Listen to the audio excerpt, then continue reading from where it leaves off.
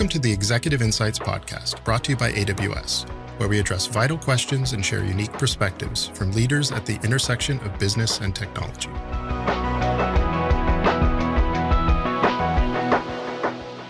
Hello, this is Tanuja Randuri, Managing Director of Europe, Middle East and Africa for Amazon Web Services.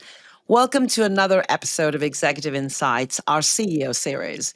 In this series, I will be speaking with CEOs from across the Europe, Middle East and Africa region about what it takes to transform business and society, how they are leveraging data and technology to accelerate growth and innovate, and their insights on topics such as sustainability and addressing the digital skills gap. We will also be providing a glimpse into the personalities behind some of our great leaders of industry. For over 3 decades, today's guest has been at the heart of one of the world's most respected news organizations, first as a journalist, then as a leader, steering it through one of the most profound transformations in media history. He has reported from global financial hubs and political hotspots, led groundbreaking editorial initiatives, and made bold strategic decisions that reshaped the way news is delivered and consumed. Under his leadership, a heritage print publication successfully embraced the digital age, pioneering a subscription model that has since become the industry standard. He has championed quality journalism in an era of misinformation, expanded global readership to record levels, and navigated significant shifts in ownership, all while ensuring his organizations remain synonymous with authority, integrity, and innovation. With a career that spans investigative reporting, digital transformation, and strategic leadership, he's a driving force behind the Financial Times' evolution as a global media powerhouse. John Ridding, welcome to Executive Insights, and thank you so much for your time. Well, thank you, Tanuja, for that very generous introduction, and hello, everyone. I'm looking forward to jumping in across a variety of topics with you. I have to say I'm slightly intimidated doing a podcast with someone like you, but hopefully I'll get over that shortly. Now, look, I know journalists love a punchy headline and can capture a few concepts in a few words. If your leadership at the FT had a headline, what would that be?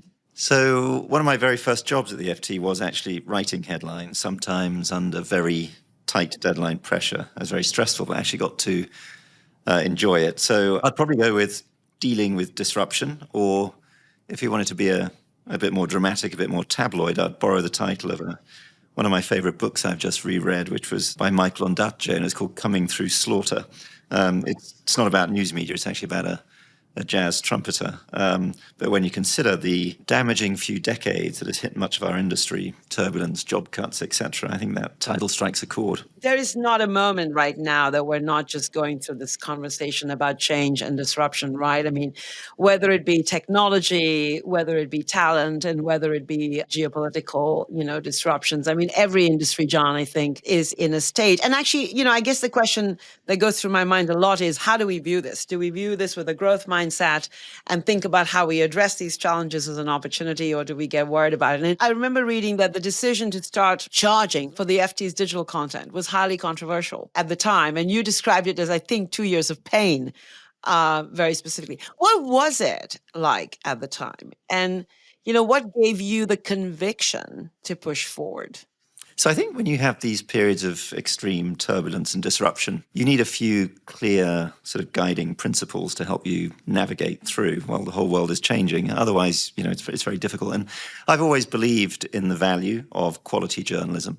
And when this sort of whole disruption was really gaining momentum, the sort of mantra, the sort of kind of accepted wisdom at the time was that the internet wanted to be free. And it kind of made no sense to me that we had this wonderful journalism that we were charging in print, but there was this kind of big belief that it should be free online. So it was partly a conviction that quality journalism is worth paying for a reasonable amount, and partly the reality that our platform was kind of on fire because obviously we were very dependent at the time on print advertising and print circulation, and that clearly wasn't sustainable. So I think encouraged by the burning platform and with a conviction that our journalism was as valid online and valuable online as it was in print, plus the fact that it should really be up to the reader where they consumed and read our journalism, that the channel should be independent, encouraged me to go ahead and with the team to push forward on charging online. But it triggered this incredible reaction. And I remember I was over in the west coast of the US, explaining to a lot of business leaders and tech leaders. And they genuinely thought that this was anathema, that, as I said, the internet wanted to be free. And I said, well, that doesn't make any sense. The internet doesn't want anything. It's a channel. We need, if we're going to produce the quality global journalism to this high standard of accuracy, it's expensive. We've got bureaus everywhere from Singapore to Shanghai and Stockholm. So it required funding. So it was a bumpy period. This was obviously some time ago, 2006, 2007. But now I think the concept is established that, a subscription model, a paid-for model, an engagement model isn't just valid, it's kind of essential. And if you haven't managed to develop that, then you've got very big existential problems. As a reader and a customer, I do enjoy the fact that there are, as you say, multiple channels. And you're right, they are only channels. The core is still everything that you do from an innovation perspective and obviously from the creative perspective as well. So I couldn't agree with you more. And bravo for having led the FT through that. I mean, one of the big innovative offerings I think that you helped develop was FT Edit. And I don't know if you wanted to maybe share a couple of thoughts on that in particular. Yeah, I just think that, there is so much news and information, and that people do value, conciseness, precision, and, sort of having that selection of articles delivered, curated, is actually a valuable service. So I think in general, we've always tried to put our feet in the shoes of the listener or the reader, or the viewer, because we're now obviously multi-platform, multi-channel, podcast, video, text, print, audio, data, and just trying to make sure that the formats are relevant and strike a chord with the audience. And it hasn't always been that way. I think that, the FT is an institution that goes back 136 years. For a long period of that time, there was a sort of a bit of a sense that, we wrote and listeners or readers had the privilege of reading. And I think over time, there's been a really significant shift in mindset, which is you have to make yourself relevant both in terms of content, but also channel for the reader. Do you see a shift in your view, like the people that are reading? Are you seeing a shift from your core set of readers to attracting different subsegments of readers? Has that evolved, in fact, as a result of leveraging these new channels? Yeah, and it's been a deliberate strategy. I think, back in the day, indeed when I started, which was many moons ago, the thing about print, which was obviously the dominant format, kind of the exclusive format, was to be successful with the print format, you basically locked into a particular demographic and you were the most effective channel for meeting that particular demographic. And it was like we were the sort of news organization or the publication for what was known as Davos Man, which was frankly not very appealing to me on a number of levels. But that was the reality. If you wanted to reach that very affluent decision-making group, which in those days, frankly, did tend to be two male, that was the way to go. Now, the beautiful thing about digital is it explodes the opportunities and you can reach all sorts of different reader groups. You can understand much more, in much greater detail, their interests, their readership patterns. You can introduce new formats. We're finding in particular, we're very focused on building a younger readership, and there's a sort of they over-index on podcast, on video, on data analysis and data visualization journalism. So, and of course, globally, there is effectively zero marginal cost of reaching new markets, new demographics. So one of the beautiful things in my tenure as CEO has been that explosion of opportunity and being able to reach many more reader groups. Our women readership has grown significantly. Our younger audience is growing significantly. And our global audience has grown very dynamically to the point that we're now present in all 192 of the world's countries and territories as defined by the UN. And the UK, while still obviously a very important market for us, is by no means our biggest market. So we have a bigger audience in Asia and the US and continental Europe. So a complete transformation made possible through digital delivery. And I suppose the other point that has come with the digital journey we've been on is when we started with charging online and the engagement and subscription model, frankly, it was really about getting extra revenues. As I mentioned, the platform was getting pretty hot, not quite on fire, but it was getting pretty toasty. And what I didn't realize when we made that decision was actually the real value wasn't just the revenues, it was the data and the insight it gave us into our readership. Because back in the days of print, you could do reader surveys, but let's face it, people who have the time to respond to detailed reader surveys may not be completely typical of the readership, or at least the readership you want. Digital, you can just see real time who's reading what's striking a chord, what's relevant, what's engaging.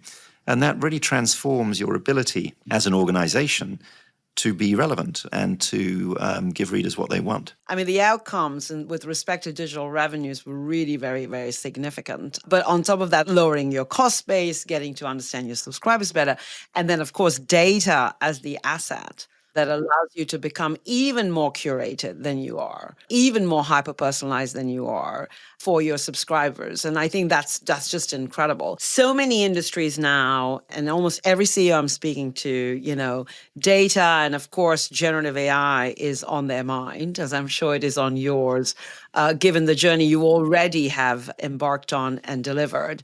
How are you thinking about generative AI in particular, maybe just even picking up on something that the FT, I should say, has long championed journalism without fear and without favor. How are you thinking about using this new incredible technology, but yet ensuring those core principles and values are adhered to? Clearly, there are valid concerns around the impact of AI deepfakes on our industry and on society.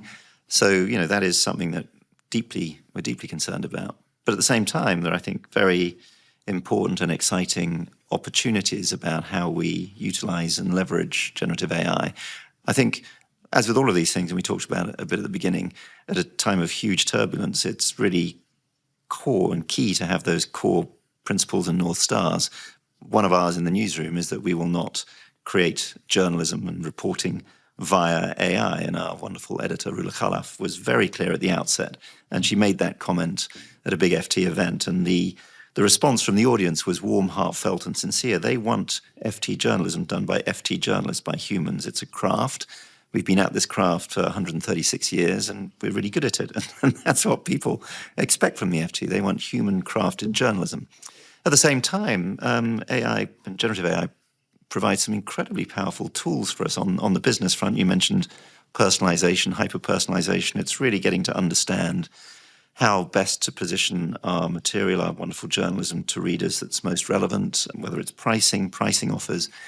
But even in the newsroom, while we won't use AI to write stories, the combination of the power of AI as a research tool combined with the brilliance of our journalists, we're seeing some extraordinary opportunities and indeed results and indeed stories. And we're developing a field which we call computational journalism, which is leveraging AI with the skills of our newsroom. And we've had some extraordinary stories. We had a very powerful and moving story about how we used facial recognition technology to basically show that Ukrainian children were appearing on adoption websites in Russia. Now, that was a combination of really good reporting, but also using the power of technology to establish these facts. And that would have been very difficult, probably impossible, without using computational power and AI. But with that, we could bring to light a very important and albeit very sad story. And one of the great things about FT journalists is that they've embraced innovation all the way through. So, initially with the whole digital disruption beginning, they were very quick to grasp the engagement potential that they could actually interact, for example, with readers. And now if you look at FT stories, there's hundreds and hundreds of comments below the stories, so they can see the feedback from readers. And if they want, they can engage in conversations, and some of our journalists do, and some really quite good debate. So the interactivity that comes with digital, the ability to work in video and audio, data visualization has been a really big growth area where we can make charts and statistics come to life. So all the way through this journey, I think the FT newsroom has embraced. There's two responses you can have with technology. One is to kind of hope it'll go away, batten down the hatches and play defense. That's not a winning strategy. It's never really going to work. Or you can understand the sort of risks and challenges and manage those, but embrace the opportunities. And I think the FT has been very much on the side of embracing the opportunities. And indeed, that's certainly what we're seeing with generative AI through computational journalism, through data visualization, through bringing stories to life in ever more dynamic fashions. I do love computational journalism. This is great. Enabling that next level of, both creativity, I hope, and innovation alongside cost improvements and productivity benefits. We hope you're enjoying this discussion. To join the conversation and engage with other business leaders on these topics, follow AWS Executive Insights on LinkedIn.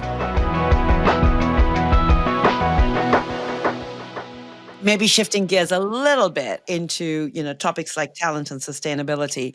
I mean, obviously you are globally recognized for your very distinctive salmon pink paper, iconic hues. And I'm curious, how do you think about that? And obviously having gone into different channels, you're now able to manage, your carbon footprint in many different ways. But I'd love to understand how you think about the core paper side of this and how you're ensuring your sustainability goals are met on that side, whilst also delivering against probably your total commitments on sustainability.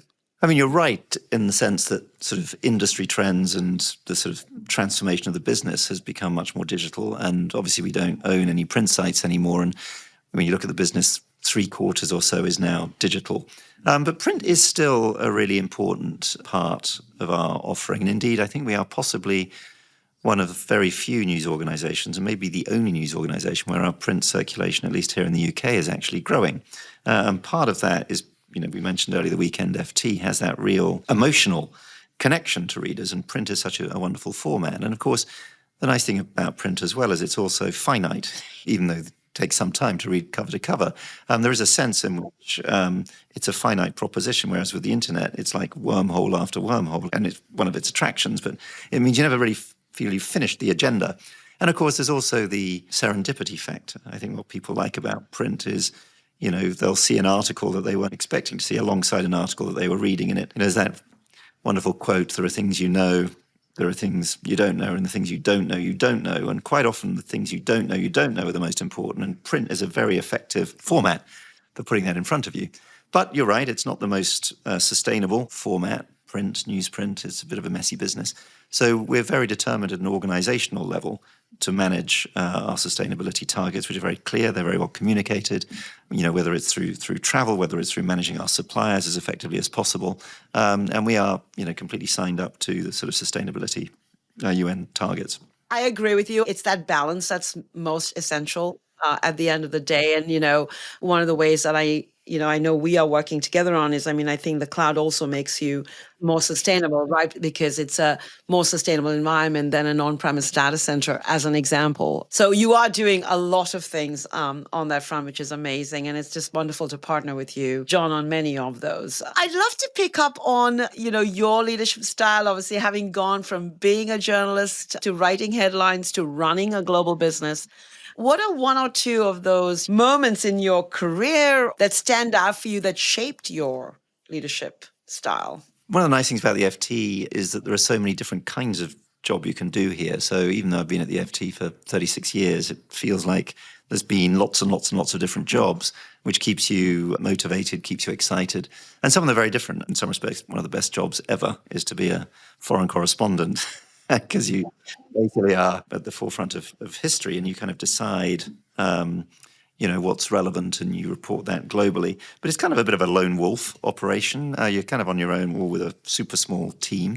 So that's very different from the kind of running, obviously, an organization or a division or a department where you're much more of a kind of conducting an orchestra, I guess, kind of role. And I think increasingly with digital media in particular, there is a real requirement to work as a team with different stakeholders, because, back in the day you had, the newsroom, and then you had effectively the advertising department, and they never really connected. Indeed, they shouldn't really connect because of potential conflict of interest. But now it's a very sort of dynamic, engaged set of partnerships with tech, marketing, advertising, the newsroom, because, the speed with which digital media moves and the need to have a consistent user experience mean you have a lot of stakeholders working together. So it's a much more collaborative teamwork set of experiences. So I've had wonderful experiences all through that journey, whether it's been as a reporter, everywhere from Indonesia even to North Korea, which was quite a set of experiences, to being part of a team that, developed the digital subscription strategy and set some clear goals for the organization where everybody worked together to achieve. I think one of the most meaningful moments was when we set a goal of reaching 1 million paying subscribers. And it was amazing watching. The FT is quite a complicated organization. There's lots of different departments and divisions, but having one very clear, unifying target for everyone made everyone pull together. And it was amazing to watch, actually. And we got there at least a year ahead of target. So, yeah, very different sets of experiences from a kind of management and leadership and journalistic perspective. I think that's right. I think having that top-down commitment, super clear where I want to get to or the possible art is just incredible. I do have, if I may, a couple last questions. Are there any aspects of being a reporter that still shape the way you operate as a CEO? I think it's sort of understanding. I mean, the core of the business is obviously news, understanding the importance of that to the organization, but also to the brand. And I think everybody at the FT understands the purpose and the mission of what we do. And I think that mission dimension is extremely important. I think there's often a lot of talk about culture in business, and sometimes it's a lot of hot air. But when it's real, it's extremely powerful.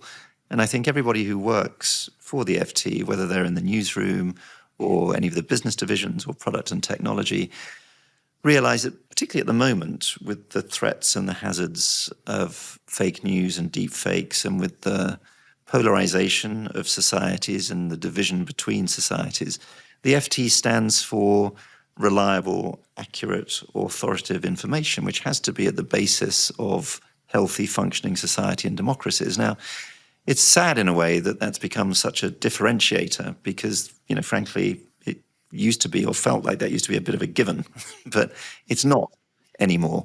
So I think that kind of importance of reliable, accurate reporting that starts with and is obviously the remit of the newsroom runs through the entire organization and provides that kind of unifying mission that kind of binds the FT together in all markets, in all departments. We always say it's always actually the culture that I think is probably for a CEO or any of your management team, the most important thing to keep alive. And how do you keep it alive daily, constantly, living by it every single day? How do you do that? I think it's, in some respects, the single biggest challenge of leadership. And as you mentioned, possibly the most important, because there's only so much you can actually do personally. You need the whole organization to be understanding. It's hard work. There's no single silver bullet. There's a lot of things you can do. Obviously, communications is really important. The consistency of communications for a global organization. So I'm constantly communicating, doing town halls all over the world.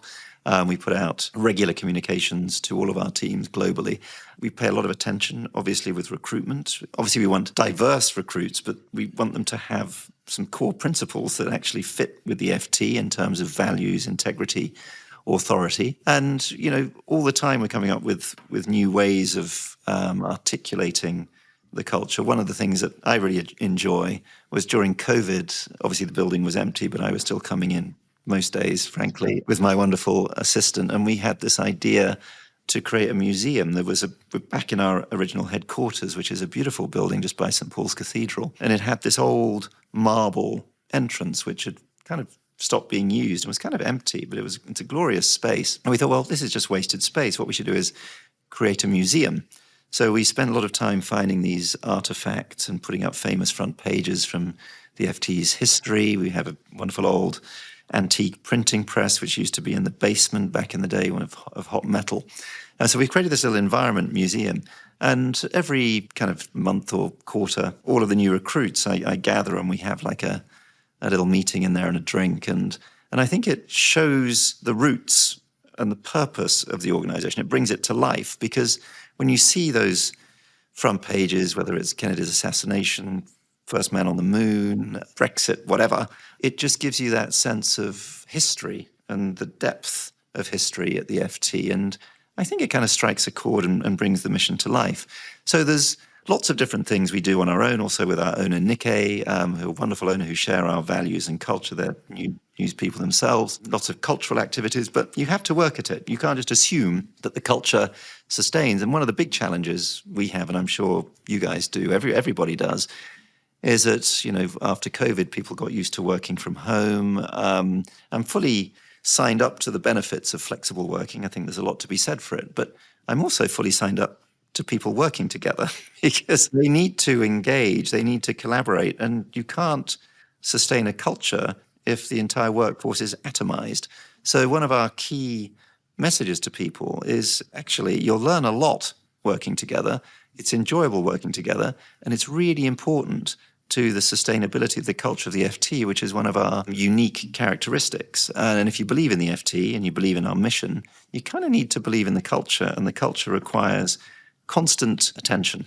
Couldn't agree more. It's exactly what we've also had to do, John, because our culture as well, we felt, without people being together, brainstorming, creating products together, innovating, discussing customer needs together, we were starting to lose it, and especially with people you're hiring new who maybe have not been exposed, right, to your culture for a long time. I think bringing people together, but yet making sure that we are open to flexibility is so important. And I must say, John, it's been incredible to see also just how much diversity and inclusion you're driving. I mean, clearly your readers, of course, are an incredibly diverse group, but your makeup of your workforce really does, mirror. And I just want to applaud you because it's not easy to do, I'm sure, especially in all the countries around the world that you're living. It's easy to say I'm diverse because I'm in multiple countries, but you're really driving it, whether it's ethnic minorities or gender diversity. And particularly as we celebrate International Women's Day, it's just wonderful to see that 40%, I believe, of the FT's UK workforce identifies female, which is incredible, John. How do you do it? It's not easy. We've had to work at it. It's not a quick win, but it's the right thing to do. But it's also the right thing for business. I think if you are reaching a global audience and in different demographics, you have to kind of reflect that. Otherwise, you're not going to connect effectively. So half of our senior management group is now female. It's a lot to do with the recruitment. It's making sure that we are kind of out there much more, kind of in the places where, we might meet interesting people, talent that wants to work for the FT. So it's being much more visible. It's making sure that our coverage and the appearance of our coverage connects with different groups. So it's, as I say, it's not an overnight thing, but we've been working on this for a long time now, and it's pleasing to see the diversity increasing. And frankly, you can feel it making a difference. I mean, I see in my board, which is pretty much half female, the different dynamic of meetings, and it's a much more constructive and engaging and rewarding set of conversations. John, this has been an incredible conversation, and we didn't even get around to talking about scuba diving and jazz, which we must do on a follow-up call. But maybe with a couple minutes to spare, I'd love to get your one or two pieces of advice for listeners and other CEOs in times that we are going through now of incredible change. What would you advise them to really focus on in order for it to be a successful transition? Well, I think you mentioned the word there. I think listening has become ever more important. I think, the days of the sort of all-important, all-powerful CEO that has ultimate wisdom and passes down pillars of stone or, edicts, they've long gone. I think COVID was very helpful in that. And obviously, COVID was terrible in many ways, but it was absolutely essential for CEOs to admit they had no idea what to do. And they had no idea how to respond to this. Therefore, they had to listen.